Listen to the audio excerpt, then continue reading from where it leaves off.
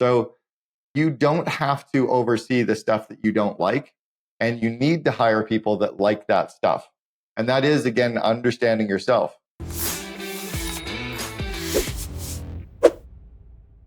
Hey everybody, Roland Frasier here, and welcome to another episode of the Business Lunch Podcast. We are so happy and excited today to have a friend of mine I've known for a long time now, Cameron Herold, who is the founder and CEO of the COO Alliance. So COO as in Chief Operating Officer. And I think it's so wonderful to have him here because so many people ask me, how can I get my operators, the people that are running the business, to do the things that I need them to do? And how can I separate myself from operations of the company? And Cam, welcome to the podcast.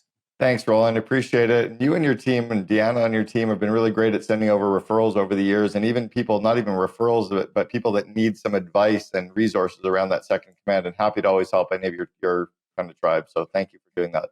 You are very welcome, and a shameless plug for Cameron, which I get nothing for other than the joy of sharing great people with him. We have actually sent multiple COOs to Cameron from our business as well as others, and nothing but good things to say about that. So if you guys need to train up your COO, or you are a COO and you want to level up your skills, I highly recommend that you reach out to Cam, and we'll share how to get a hold of him at the end of the podcast. But right now, will you tell us a little bit about kind of what your background is and how you got into this COO Alliance thing? Yeah, well, it's funny that you're calling me Cam, because the only people that ever called me Cam were my family, and I was groomed as an entrepreneur. So my entire first half of my life, I went by the name Cam, switched over later in life as to Cameron. So either one works, but it's funny, my family groomed us as entrepreneurs. And to this day, my brother, my sister, and myself have all really been running our own companies for between 15 and 25 years. I had my first operational company when I was 21 years old. Actually, 20 is when I started it. But I had 12 full-time employees when I was 21 years old. Really kind of cut my teeth at running businesses at very young ages. And then got involved with a couple of different friends along the way, 3 different friends, and helped them build 3 different companies effectively as their second in command in each of those stages. So built out a group called Gerber Auto Collision in the US. That's now the largest collision repair chain in the world. We built out a private currency company that we sold back in January of 2000, but we all know what would happen with that market crash right afterwards. So we lost a $64 million company, got $3 million at the exit, and then helped my best friend build out a company called 1-800-GOT-JUNK, and I was his COO of that company. Took them from $2 million to $106 million in 6 years. Left there 16 years ago. I've written 6 books. I've been paid to speak now to entrepreneurial audiences in 27 countries, on every single continent, including getting paid to speak in Antarctica. And then 6 years ago, started off the COO Alliance. And I also host a podcast called the Second in Command Podcast, where we don't interview any entrepreneurs. We only interview their COOs. So that's a little bit of a tour. It's now I'm jealous because I've been wanting to go to Antarctica for a while now, and you've actually done a paid speaking gig in Antarctica. That is pretty daggone cool. Well, and it was from a mutual friend of ours as well. It was Yannick Silver that was hosting an event there, and Yannick had me speak and handed me a check right in front of all the entrepreneurs to technically prove that I'd been paid to speak on every single continent now. That is awesome. I love that. I love that. Well, so now you have a new book that's out too, right? You want to share a little bit about that, and we can talk about kind of what that covers? Yeah, it's interesting. The first 4 or 5 books that I wrote were really about building out my brand and sharing a lot of my content around general business, areas of scaling up companies. I co-authored a book with Hal Elrod called The Miracle Morning for Entrepreneurs, and that went very well. But this last book that I wrote called The Second in Command is really some IP and some content that really wasn't being shared. There were a couple of books that talked about very early stage companies, maybe hiring an integrator, but that kind of system and model usually breaks down at about the 50 employee mark. Yep. And I really wanted to talk about how to actually bring on a proper second in command, whether it's a COO or a VP of operations, typically of a 50 to 500 person company. So I walked through all the content of actually recruiting, hiring, onboarding, and then building that really strong yin and yang relationship with the COO so that the CEO can really leverage themselves and scale up the company. Okay, so let's talk about that. We are in the process of, in a couple of the companies I'm in right now, involved with, we're bringing on people in different C-suite capacities. Sometimes it's through referrals. Sometimes it is through recruiting firms. Tell us a little bit about, like, if somebody's listening or watching this right now and they're like, I don't have somebody yet, I need to find somebody. What's the best way for them to go about doing that? Yeah, so there's a couple parts to what we're talking about here. The first one is that most great employees, especially as you move into those leadership ranks, are never out looking for a job. Most great employees have a job, they're working for a pretty good company, and you need to entice them away from wherever they're working.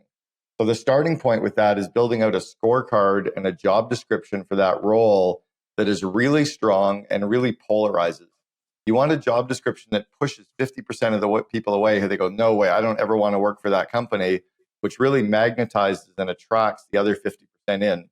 The other thing I like doing is getting a copywriter, somebody like you, but not quite as expensive, who can take that job posting and rewrite it like a sales letter so that it pops, right? Every job posting is a sales letter, and it really needs to attract and market people into your recruiting funnel.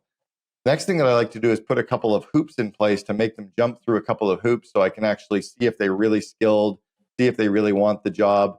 Have they read our company Vivid Vision? Do they really, kind of vibrate at the same resonance as we do? And are they excited about what we're building? And then the last part is I use a recruiting firm, because recruiting agencies can really go out and help us poach the best people and entice them away. I've got one firm that I've introduced a bunch of your clients to as well over the last 11 years. And they exclusively focus on COO or second in command searches now as well. Can you care to share that resource for us? Sure. It's called Y Scouts. They're on the board of Conscious Capitalism. They are the CEO of Y Scouts was the president of his YPO chapter. Is that Max? Max Hansen. There you go. See? Yeah. You actually? They are helping us right now with somebody. So that's really funny. I didn't know that was you. You were connected to that. So that's awesome. I was at his wedding years ago, and he was at my prior wedding years ago as well. So yeah, great guy, great company. But again, but that's my point, is that really, really great firms, of course, they're working with you, right? Because you've been able to find the best people, and I think they are amongst the best in North America for sure in that search, in that niche.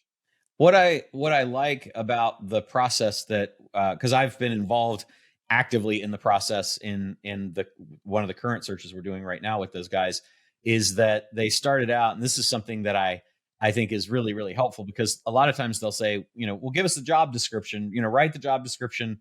But what these guys did a great job of was there were two questionnaires, and one of them was really, really in depth into what are you looking for, who will they report to, but then into some really cool things that I hadn't seen somebody ask before. They said, if you could have your dream person, that your dream COO, who would that be, and name names. So like then I had to think about, well, who are some of the great operators that are out there, and and who would that be, and what makes them great. And that was really, really cool. And then in the I think the other questionnaire was like a DNA thing, where it was really, really in depth into the company and the things we want them to do. I just really thought that was a good process. Do you share that kind of stuff in your book, or how in depth do we get in that?